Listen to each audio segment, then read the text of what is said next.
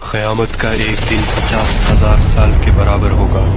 انتظار کرتے کرتے وہ پریشان ہو جائیں گے اور پناہ مانگیں گے کہ کب سوال و جواب شروع ہوگا۔ ایک لمبے انتظار کے بعد اللہ کا حکم جاری ہوگا۔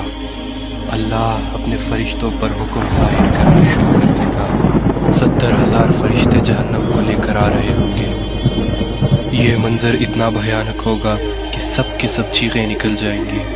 تمام آدمزاد کے ہاتھ میں ایک کتاب دی جائے گی جس میں ان کی نیکی اور برائی لکھی ہوگی۔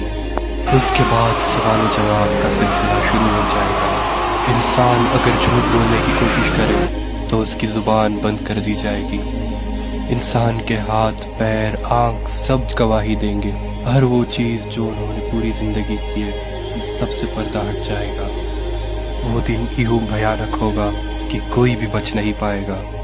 انسان من ہی من یہ دعا کرے گا کہ وہ پھر سے دنیا میں چلا جائے تاکہ اس کی نیکی بڑھ جائے اور گناہ گھٹ جائے۔ جب انسان اپنے والدین یا اپنے بھائی بہن سے نیکی مانگنا چاہے تو وہ اس سے انجان ہو جائیں گے۔ اس سوال و جواب کے سلسلے میں اللہ انسان سے کہے گا کہ پہلے کتاب کا پنہ پڑھو۔ اللہ اگر اس سے راضی ہو گیا تو اس کتاب میں سے سارے گناہ معاف ہو جائیں گے۔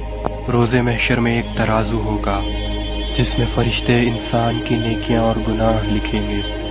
کچھ انسانوں کا گناہ یوں ہوگا کہ ایک پہاڑ کے برابر، کچھ انسانوں کی نیکیاں یوں ہوں گی کہ صرف ایک کنکر کے برابر۔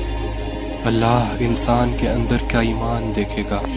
اگر انسان اپنی پوری زندگی میں یہ مانتا تھا کہ اللہ ایک ہے اور اس کے سوا کوئی معبود نہیں تو اس کی رحمت اس پر برس جائے گی۔ ان سب کے بعد انسان کو کل صراط کا راستہ پار کرنا ہوگا۔ یہ راستہ تلوار سے بھی تیز اور بال سے بھی باریک ہوگا۔ جس کے اخلاق اچھے ہو اور ایمان تیز ہو ان کے لیے یہ راستہ آسان ہوگا، اور جس کا ایمان کمزور تھا وہ سیدھا جہنم میں جائے گا۔ کل صراط پار کرنے کے بعد اللہ کا حکم ہوگا کہ لوگوں میری جنت میں داخل ہو جاؤ۔ یہ خوبصورت جنت جہاں پر دودھ کی ندیاں بہہ رہی ہے۔